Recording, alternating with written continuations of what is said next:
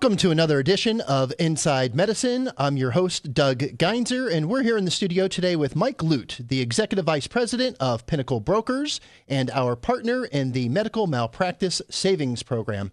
For those of you new to the Inside Medicine show, we broadcast live right here in the studio every single Friday at 10 o'clock in the morning, and you can catch us live online at vegasvideonetwork.com/live. If you missed the show, you're able to catch us on YouTube, iTunes, pretty much everything that's out there.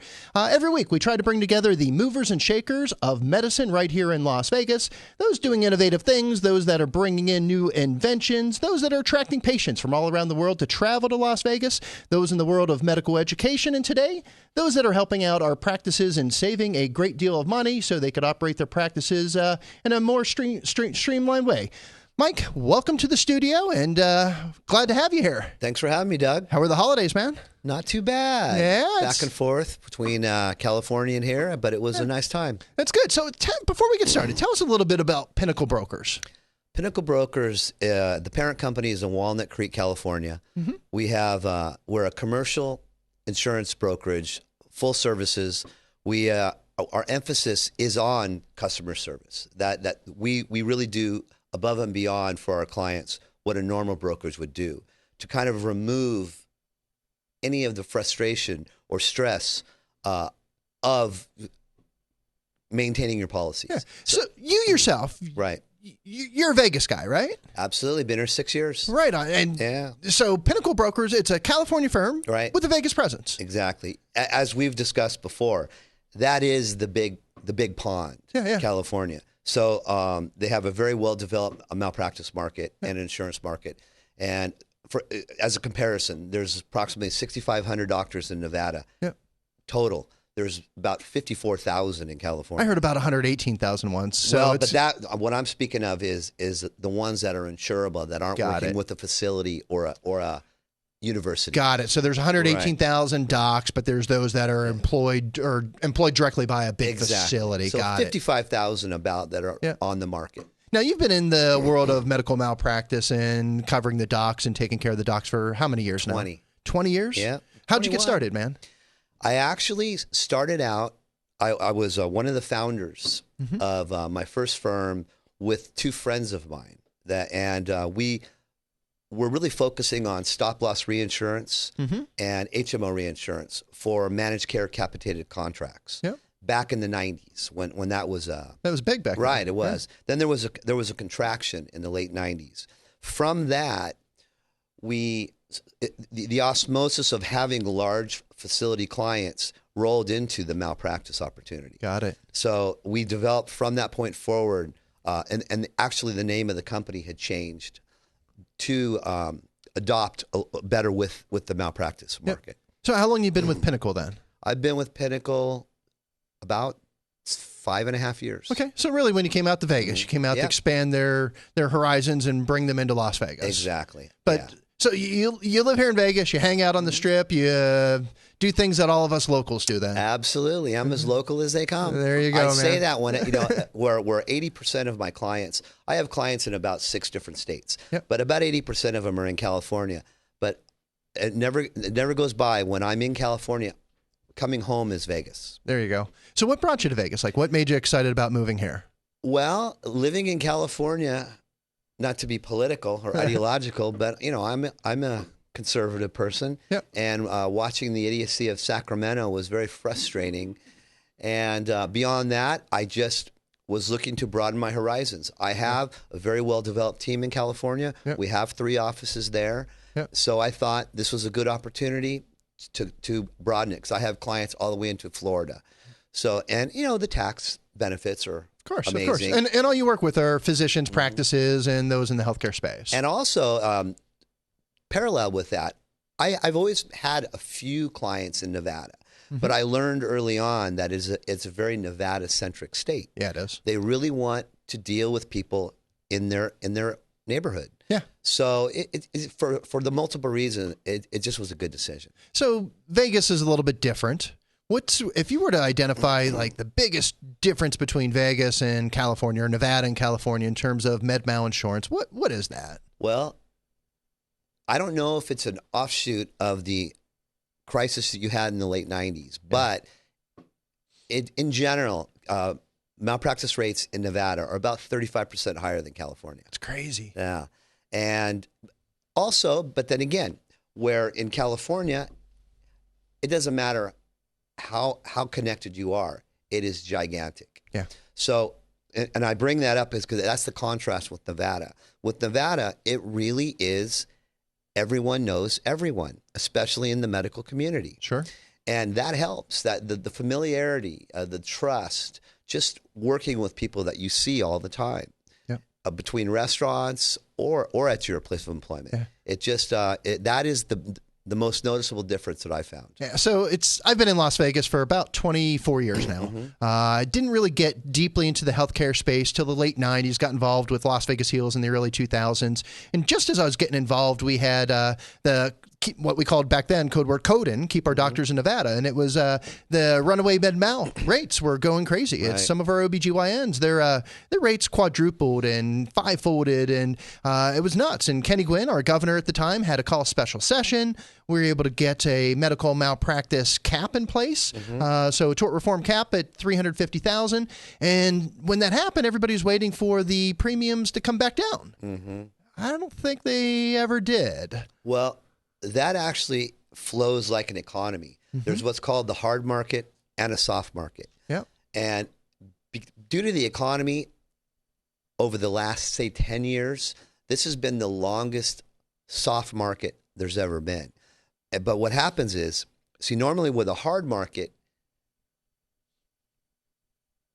you basically have all the markets, the rates are at their high. Yeah. And that just works when the economy is fine.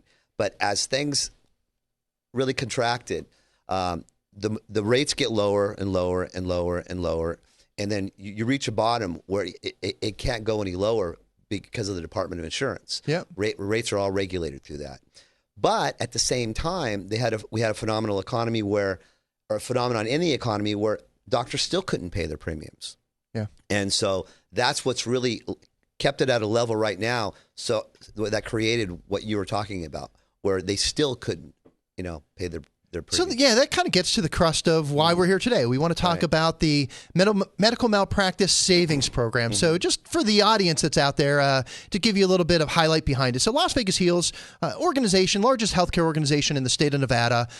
We serve employers that employ probably about 34,000 healthcare professionals out there, constantly listening to our members. And at the same time, we want to be able to serve a larger population. A lot of those are the smaller practices. And we went out and we started talking to them, going, where are your pain points? What's causing you issues? And obviously, reimbursement issues are huge with all of our practices. Our docs just are not getting reimbursed enough or paid enough. I hate that word reimbursement, but paid enough. So we started looking at that and we went, well, we're gonna attack that, and we're doing that in this next upcoming session. But in the meantime, what can we do to cause some relief? How can we ease their pain today? So as we started peeling apart some of their profit and loss statements, we looked at the expense side. And typically the second largest line item in their expenses is medical malpractice insurance. And we went, how do we reduce that? Can we bring that down? And I think that's what brought you and I together was, hey, look, here's this group from California. They've got a substantial presence there. They've got relationships with all of these large, the upper insurance companies. And can we leverage that buying power? So tell us a little bit about, you've been able to save some of our members on average, 30, 35%. We saw one come in before the holidays. It was almost 50%. Correct. How are you able to do that? Like, what gave you the ability to walk into a practice and save them that kind of money? I learned early on. I learned early on that what you're saying is exactly true. It's a substantial drain on the operating costs when you're paying $50,000 to $100,000 for your malpractice insurance. And once again, you're getting delayed reimbursements, lower reimbursements through Medicare, and it is a problem. So that was something that I identified where I could go into someone. See, doctors are very they don't make change very often. Yep. And so in order to get their attention, it was something that you could realize that if you could save them money on the malpractice, it opens up a lot of doors for other things. Yeah. Hiring new staff, whatever it is, but the operating costs. So because of my book of business in California and Pinnacle's, we have strong relationships, direct relationships with all of the in-state carriers, and we work with the best wholesalers in the country. I don't waste anybody's time.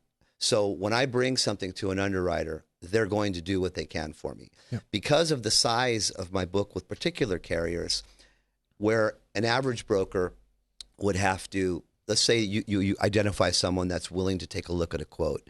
That broker would need to give them an app, then they get the application back, some other accompanying information, send it to the carrier. The carrier messes around with it, and within about a week or so, you get an indication. You'll receive an indication. With me, I say, this is my guy, this is who he is, or his specialty and his retro. Give me an indication, and I have it in 30 minutes. That's huge. I'm able to do that, and because of that, it created more success. Mm-hmm. The more you can streamline your process, the more successful you become, the more you can help the physicians. Yep. My sole goal, my straight line is always helping the physicians. I've said that at every firm I've worked at. Because they've all hired me, they've recruited me in. I haven't had to go look, but I make that rule. I'm going to lower the premiums of your existing doctors, and this is the way I do things. My sole concern is the doctor first, the firm second. Yep. And that's the way it works. So this program, it's not exclusive to one insurance company. This is put out to multiple lines, and you're able to find the best bid. And that's actually something that developed from previous programs that I've done in this nature.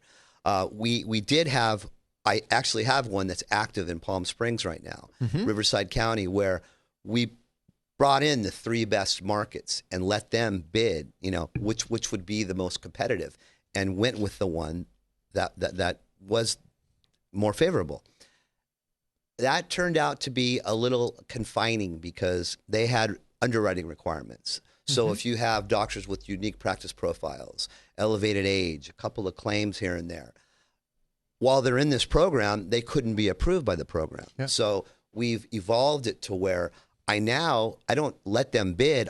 I let the best markets to participate so that we can meet the need of every situation. So this isn't your first time to the rodeo developing one of these programs. Oh, no, You've done this before. 4 or 5. We have at least 700 doctors in different states that are in programs like this. That's cool. Well, we were hoping to top all of that here in Las There you Vegas. go. So that's There you go. that is our goal. So Absolutely. we set out as we heard the pain points from our doctors go, wow, we're just not getting reimbursed enough. We said, well, we're going to work on that. We're going to push on Medicaid reimbursements for that to go up. And we think that by driving up Medicaid reimbursements, that will push the commercial insurance rates up as well. So that'll be good. But in the meantime, we started looking at that expense column, and this med-mal insurance just jumped right off the page. And, those of us that are in business and we manage by the P&L all day long know that by saving $1 on the expense side, what that means from an operations standpoint, because, I was meeting with a practice yesterday and he operates on a 6% margin. I went, oh my God. So if you wanted to recognize the same type of savings that we could bring to you on med-mal, okay?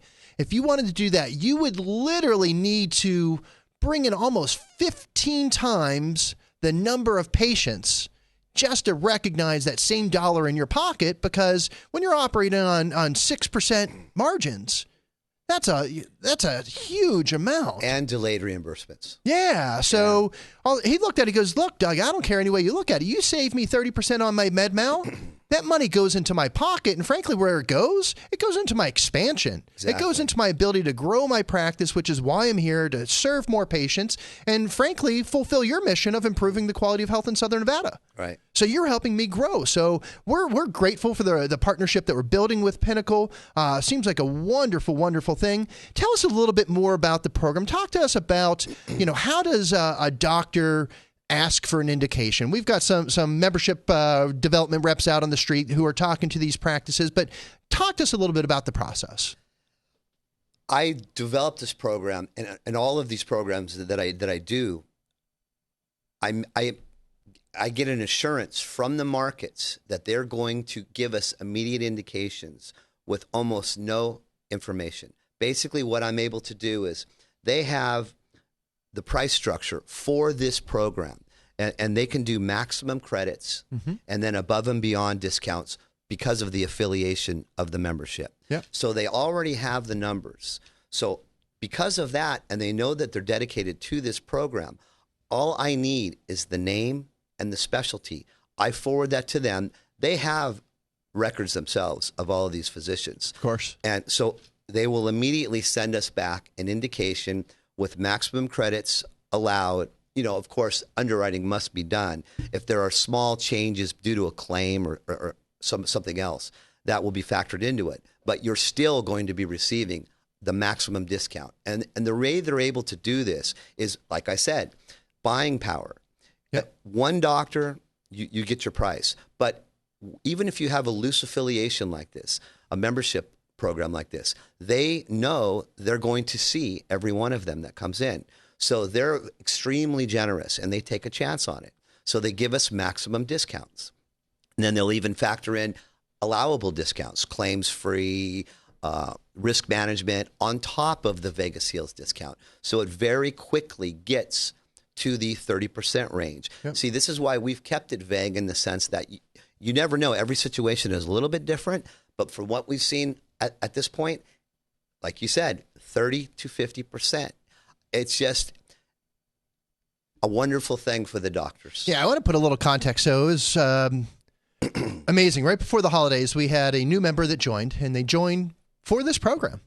They had not been a member of Heals before. They wanted access to this discount. They couldn't get to the discount program until they became a member of Las Vegas Heals. We got the indication, and initially the indication was a little bit off. When we got to the actual application, we saved this practitioner almost 50%. And without disclosing the practice or who they are, their specialty, that amounted to about a $9,000 savings. So here's this doctor saying, hey, I'm going to join Las Vegas Heals. I'm going to pay $1,000 because they're a mid-sized practice or a good-sized group, but I'm immediately going to recognize a $9,000 savings before I even take advantage of any of your other benefits. I'm $8,000 ahead. She's actually with a better carrier too. That's huge. The policy form is better, but yeah, and that is with an individual doctor of a lower severity specialty. Imagine the savings for an OB, orthopedic surgeon, and as a matter of fact, I just sent over one for a group today. They'll probably save $39,000. Wow. Per year. That's big. Yeah, it really is. And it's a wonderful thing. Like I said, this is only to aid the physicians, nothing more. So is there a sweet spot? And what I mean by that, so we've written some policies for some individual doctors, got some multi-physician practices coming in. How big is too big? How small is too small? What does that look like in your world? Are you pretty much able to insure anybody? I could insure anybody. I make sure that I have my relationships will do whatever I need them to do for the benefit of our clients. And because of the Vegas Heals membership, they're going to give the same discount to any member, no matter how small, no matter how large. Yep. Let's get back to the process. So you develop an indication, you deliver it to the practice. Practice goes, hey, this looks awesome. How do we advance that? What's the next stage? This is what I was saying earlier about service. Yep. We do almost everything for them. Basically, one of the girls will deliver an indication. If they express interest, they'll email me.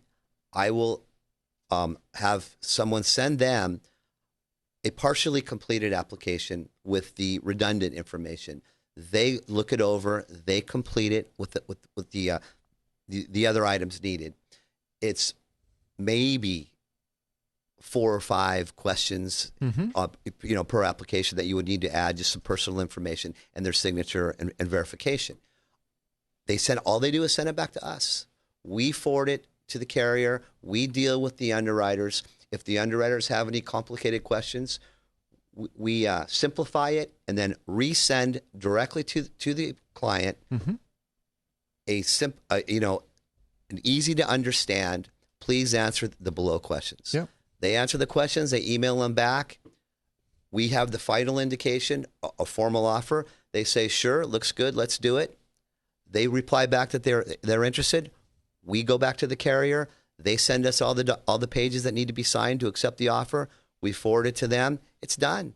That's nice. We could even aid them in the help them with the cancellation of the current policy. Let's pause on that. Mm-hmm. So we've had a lot of members that have been led to believe that they could only renew their insurance on this anniversary date. And they go, Doug, I just renewed my policy last month. You're going to have to wait. Give me a call in December of next year. Is that true?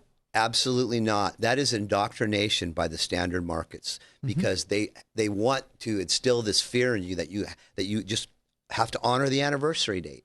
Malpractice insurance is a day-by-day policy. You can cancel it any time you like, with the exception of the non-standard markets, which would require the first 25% of the premium, which means 1 quarter. So from 1 quarter in, you can cancel it, and let's say you did pay it in full. 100% refund of unused premium from the day you cancel. So a doctor that just bound a couple weeks ago, and they said, hey, you know what, for kicks, let me go ahead and get an indication from these guys. They get this thing and they go, wow, I could save 30, 40 grand. Right. All they have to do is call, execute on that. They get their savings and they get a refund from any premiums that they had already paid. Absolutely. And I actually call that a double win, or a double loss. So you've now discovered that you're paying 30% more than you should. So you're actually going to continue paying 30% more than you should to take an opportunity at the anniversary date where you could cancel the policy that you're currently overpaying on, receive a refund, and immediately start saving 30%. It's huge. I don't see how you wouldn't make that decision. Yeah. So what are some of the other unknowns out there? So I've heard this thing about a mature policy. What does that mean? Well, malpractice is now claims made. There are rare situations with occurrence, but a claims made policy is a policy that matures over a 5-year period. So the way they look at it is the first day, the inception of a malpractice policy, the carrier only has a risk going forward. After the first year, now they have risk going forward and going backwards. 2 years, backwards. 3 years, backwards. 4 years, backwards. So on the 5th year, it is now a mature policy. And what that allowed was, and this was something that kind of helped with the soft market, because the first year of a policy is always the least expensive. It's approximately 23% of the mature rate at the end. So it allows them to get in there at a lower rate, and then as their practice builds or whatever the situation is, it evolves over the maturing process. That's really the way that works. Interesting. It's good stuff. What other terminology, what other things should our members be aware of? Well, two things in particular. There's more brainwashing by the carriers.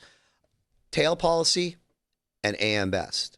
Now, AM Best is the rating system that standard insurance carriers are mandated to be rated by. And that's generally for the purpose of the E&O insurance of the hospitals. They require their employed physicians sometimes to be covered by an AM Best rated carrier. So what's happened is that's become a legend that where everyone, is it AM Best rated? Is it AM Best rated? I've heard that before. Yeah. But there's nothing wrong with it. It's a financial stability rating, but it's not as crucial as they make it seem. Yep. Tail policy is something that they'll always ask as well. Well, do I have tail with this? There are two types of tail. Retirement tail is the one that people should be concerned with, because all of the carriers that we use, once you have been with them a mature period of time, but for example, there are some that are evolving, like a medical protective. Actually, you only need to be with them 1 year now, and you will have a fully vested retirement tail. Retirement tail is once you've stopped practicing medicine. I call it sleeping at night coverage. You're no longer seeing patients, but you still have the statute of limitations, 2 to 3 years, where you could be dragged into a lawsuit. So as you leave, they give you an assurance that any claims that come up, they will be covered. That is, to have that for free is huge, because the average price for a tail policy, a retirement tail policy, is from 200 to 250% of the annual premium. Interesting. So you want to get into a situation where you can receive that for free. All the markets I use offer that. That's great. Other tail people refer to as, you hear nose, tail. What that means is prior acts. And what a lot of people don't understand is that if you look at your certificate of insurance, it'll have a retroactive date. That is the start date of either your practice or of that policy. I have doctors that have a retroactive date of 1989. They've been practicing that long. Regardless of the amount of moves you make with a malpractice policy, all you do is retain that retroactive date. You could have someone in Vegas Heels who moves next month, and they have a 1995 retroactive date. The new carrier picks up the 1995 retroactive date. So there is no need for tail. It's automatic. Interesting. Yeah. No nose, no tail.